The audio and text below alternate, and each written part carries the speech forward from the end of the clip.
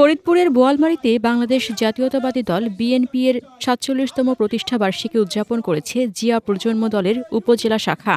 এ উপলক্ষে সোমবার সন্ধ্যায় উপজেলা গুণবহা ইউনিয়নে জিয়া প্রজন্ম দলের কেন্দ্রীয় ভাইস চেয়ারম্যান আবুল বাশার বিপ্লবের বাসভবনে কেক কাটা ও আলোচনা সভার আয়োজন করা হয়।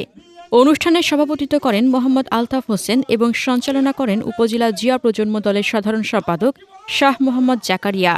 প্রধান অতিথির বক্তব্যে আবুল বাশার বিপ্লব বলেন, বিএনপির রয়েছে দীর্ঘদিনের সংগ্রাম, গৌরব ও ঐতিহ্য।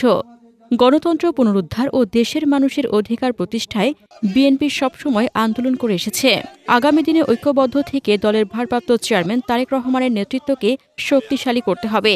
এ সময় বক্তব্য দেন উপজেলা ছাত্রদলের সদস্য সচিব বালজিদ খান রাব্বি, উপজেলা স্বেচ্ছাসেবক দলের সিনিয়র সভাপতি মোহাম্মদ দেলোয়ার হোসেন, পৌর যুব দলের সদস্য সচিব মোহাম্মদ আল আমিন হোসেন, ফরিদপুর জেলা জিয়া সাইবার ফোর্সের দপ্তর সম্পাদক মোহাম্মদ চয়ন, আলফাডাঙ্গা শ্রমিক দলের সভাপতি ইয়াদ আলী, উপজেলা ছাত্রদলের যুগ্ম আহ্বায়ক মোহাম্মদ এনামুল, গুণবহা ইউনিয়ন জিয়া প্রজন্ম দলের নেতা মোহাম্মদ নাজমুল ও মোহাম্মদ ইসরাফিল, চতুল ইউনিয়ন জিয়া প্রজন্ম দলের নেতা তারিকুল ইসলাম, বোয়ালমারী পৌর জিয়া প্রজন্ম দলের নেতা মোহাম্মদ রিয়াজউদ্দিন প্রমুখ।